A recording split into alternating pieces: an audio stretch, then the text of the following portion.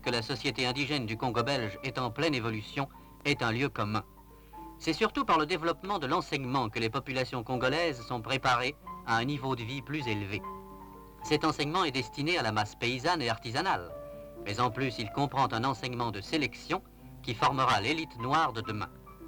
Il y a au Congo belge plus de 26 000 écoles subsidiées et libres, réunissant plus de 900 000 élèves. Le plan décennal prévoit la création de 6 000 établissements nouveaux. L'enseignement destiné aux filles a spécialement retenu l'attention des autorités. Après l'enseignement primaire, elles pourront entrer à l'école ménagère ou suivre des cours d'apprentissage pédagogique. Le but poursuivi est de former des femmes qui comprennent leur rôle d'épouse et de mère. Comment sera le Congo quand ces petites filles seront dans la fleur de l'âge? C'est dans les écoles que se prépare l'avenir. Nous voici au cœur de l'Afrique, à Alberta, dans le nord-ouest du Congo belge.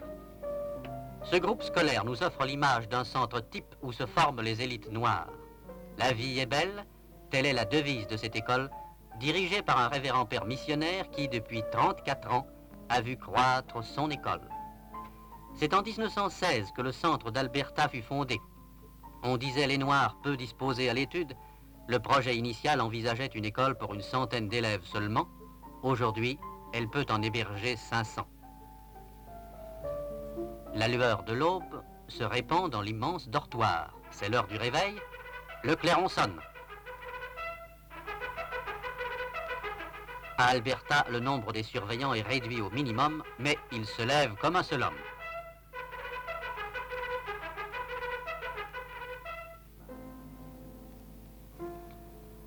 Déjà, le clairon les appelle au dehors.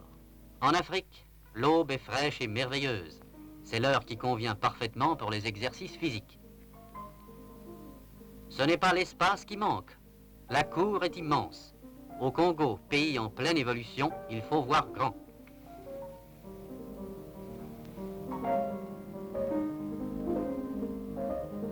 C'est un moniteur congolais qui donne les ordres pour l'exécution des mouvements d'ensemble. Comme on le voit, la gymnastique suédoise s'est infiltrée jusque sous les latitudes tropicales. La vieille sentence de Juvénal, une âme saine dans un corps sain, a une valeur égale pour les Africains et les Européens.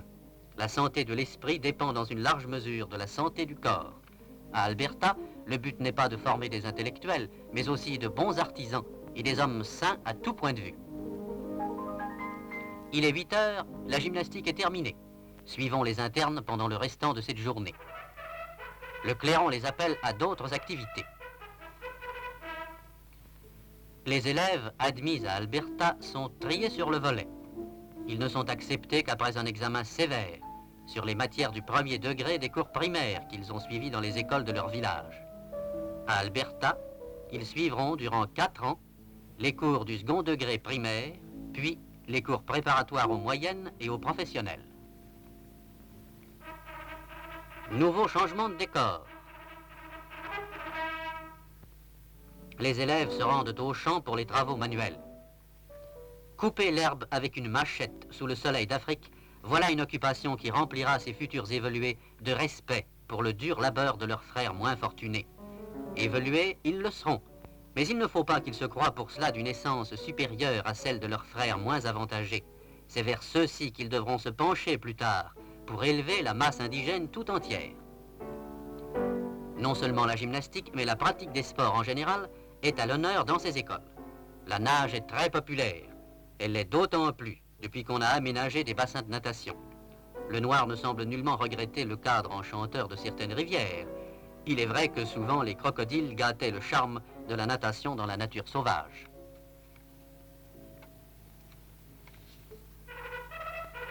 Après le bain, le clairon n'a aucune peine à rassembler les affamés.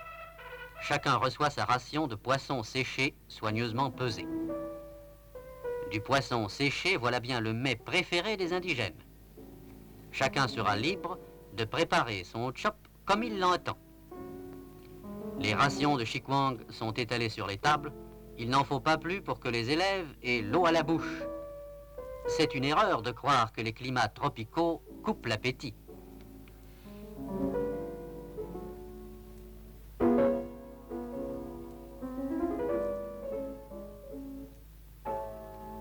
s'agitent autour des feux. Les indigènes ont du talent pour l'art culinaire. Le chop est pour eux une chose fort importante.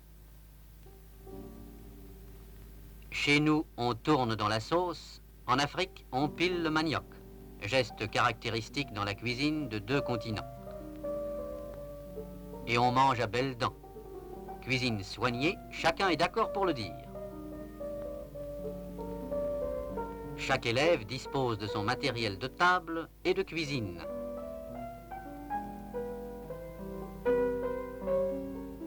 On le voit, la cuisine individuelle a du bon.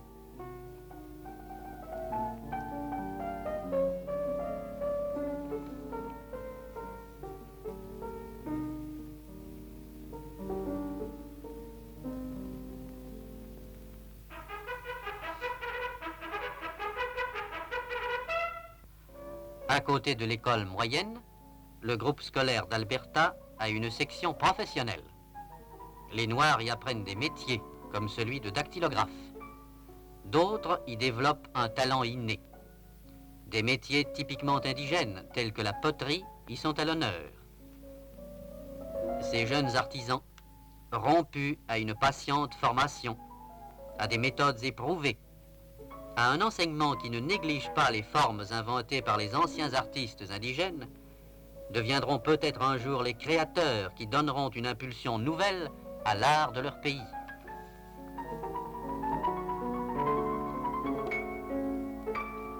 L'école professionnelle d'Alberta est réputée pour le niveau des ouvriers qualifiés et des artisans auxquels elle confère des diplômes. Ce brevet leur ouvrira toutes grandes les portes de l'administration et des organismes privés. Dans les ateliers, la discipline est maintenue sans contrôle apparent. Les surveillants sont des capitas de l'âge de leurs subordonnés. Tous les ordres sont donnés aux différentes sections par leur intermédiaire.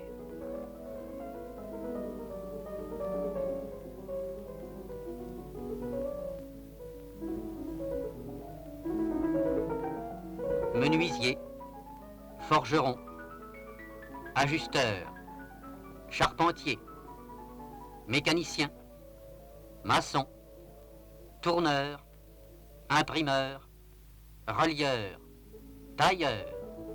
C'est aussi parmi ces hommes de métier que se recrutera l'élite noire du Congo.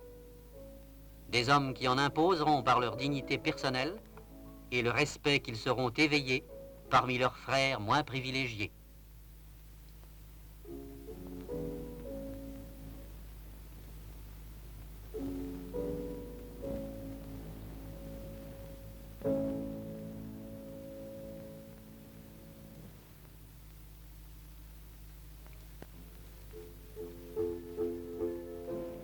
Et voici une autre méthode pour former les caractères. À Alberta, les étudiants eux-mêmes jugent de la culpabilité de leurs condisciples trouvés gravement en défaut. C'est avec le plus grand sérieux que ces petits tribunaux se réunissent sous la présidence du directeur de l'école. André Kilobo est inculpé d'avoir volé un morceau de tissu. Il s'explique. « Mais non, mon père, je ne l'ai pas volé. Vous pouvez chercher partout, je n'ai pas ce tissu. On vous a menti, je n'ai pas besoin de tissu. » Les autres l'écoutent.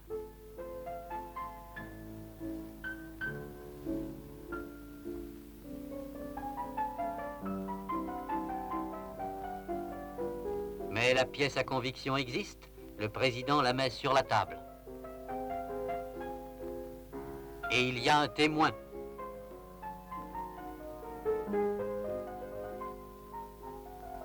Tous deux s'expliquent devant le tribunal. Mon père, j'ai vu André revenir du village et cacher le tissu au pied d'un palmier dans la cour. C'est là que j'ai trouvé le tissu. Non, mon père, je n'ai pas caché de tissu. Je n'ai plus été au village depuis 3 jours. Mais la palabre ne peut pas continuer indéfiniment.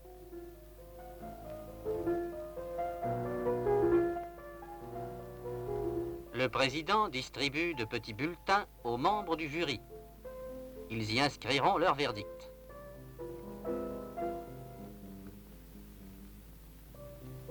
Le vote est secret. Expulsion, peine corporelle ou acquittement.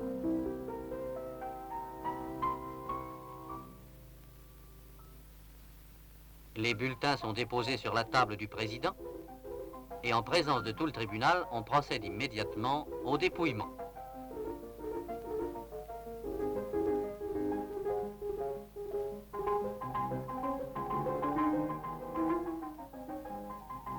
Minute décisive pour l'inculpé qui espère encore.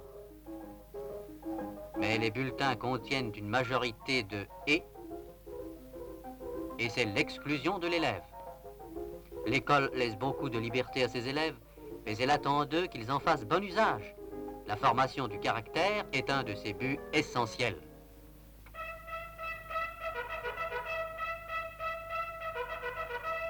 La pratique des sports joue un rôle primordial dans cette formation. Les élèves font preuve d'une dextérité étonnante dans le lancement du javelot. Même si le saut en hauteur ne s'effectue pas dans un style classique, les performances sont souvent remarquables. La traction à la corde est un sport très populaire, où l'esprit d'équipe est aussi important que la force.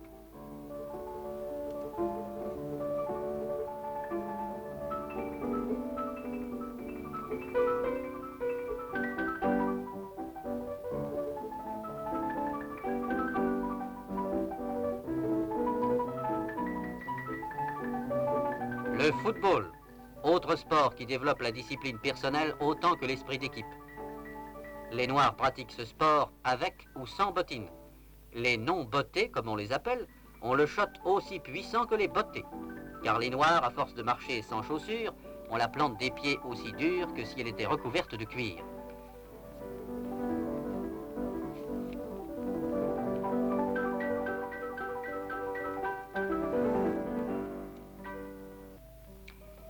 L'élève suffisamment doué peut, au sortir du second degré primaire sélectionné, entrer à son choix dans une école moyenne, dans une école de moniteurs, dans une école secondaire spéciale, dans une école secondaire latine ou moderne, ou dans une école professionnelle.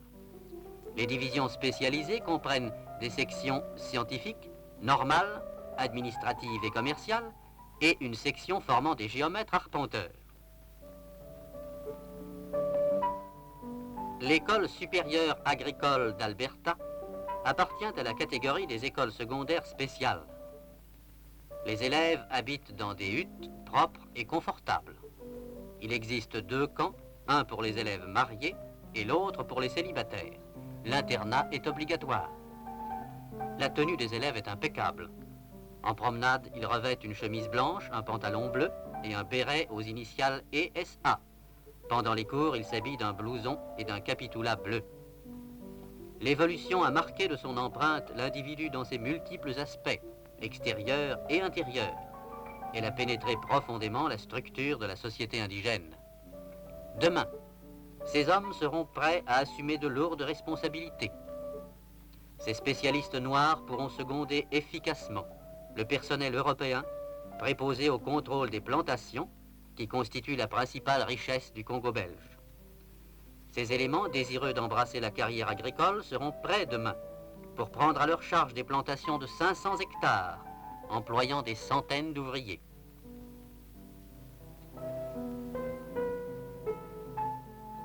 Dans les laboratoires, ils apprennent à connaître les meilleures semences, à suivre le développement des cultures d'une manière scientifique, à dépister et à combattre les parasites qui menacent les cultures.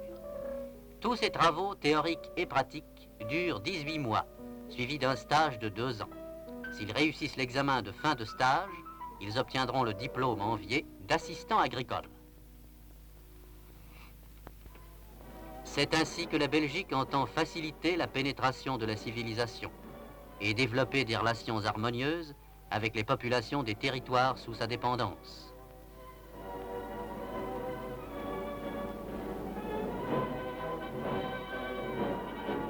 C'est ainsi que dans ces écoles, la Belgique éveille dans les masses de la population noire la noblesse et la dignité humaine.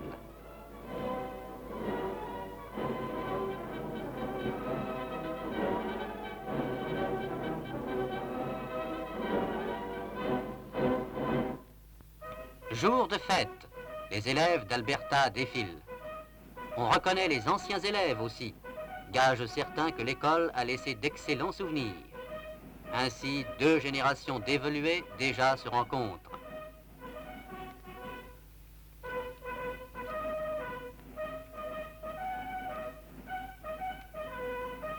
Il y a à peine 60 ans, les Noirs étaient pliés sous les lois inhumaines de l'esclavage.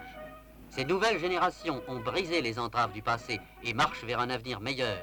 Pour elles, les ténèbres ont été vaincues. Elles peuvent avoir foi dans la devise de l'école d'Alberta, la vie est belle.